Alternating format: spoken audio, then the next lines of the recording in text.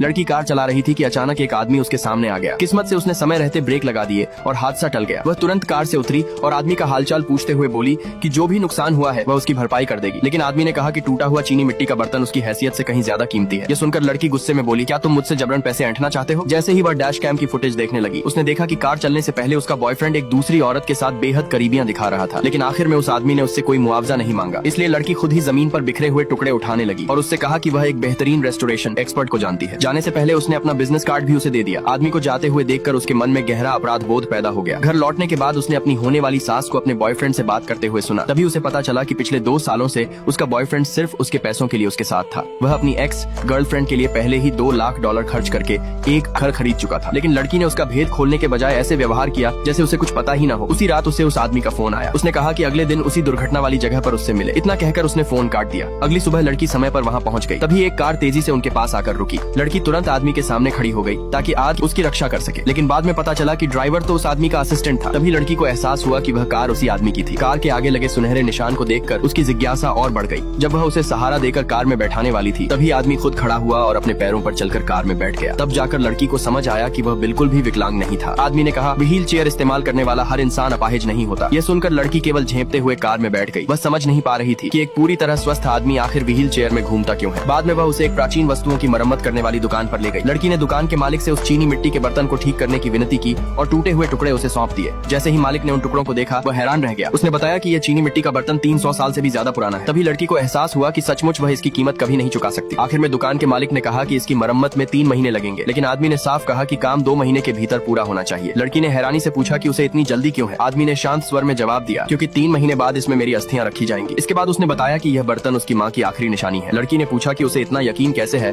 कि वह 3 महीने बाद मर जाएगा। आदमी ने कहा कि उसे इस बात का पूरा विश्वास है। उसी समय लड़की को उसकी माँ का फोन आया। माँ ने चेतावनी दी कि उसे 3 दिनों के भीतर अपने बॉयफ्रेंड से शादी करनी होगी। लेकिन लड़की अच्छी तरह जानती थी कि वह उस आदमी से कभी शादी नहीं करेगी। उसने सामने खड़े उस आदमी की ओर देखा और अचानक उसके मन में एक योजना आ गई। उसने अपनी पूरी परिस्थिति उसे बता दी और पूछा, क्या आप मुझसे शादी करने के बारे में सोच सकते हैं? आदमी ने बिना किसी हिचकिचाहट के तुरंत उसकी बात मान ली और इसी तरह दोनों की शादी हो गई।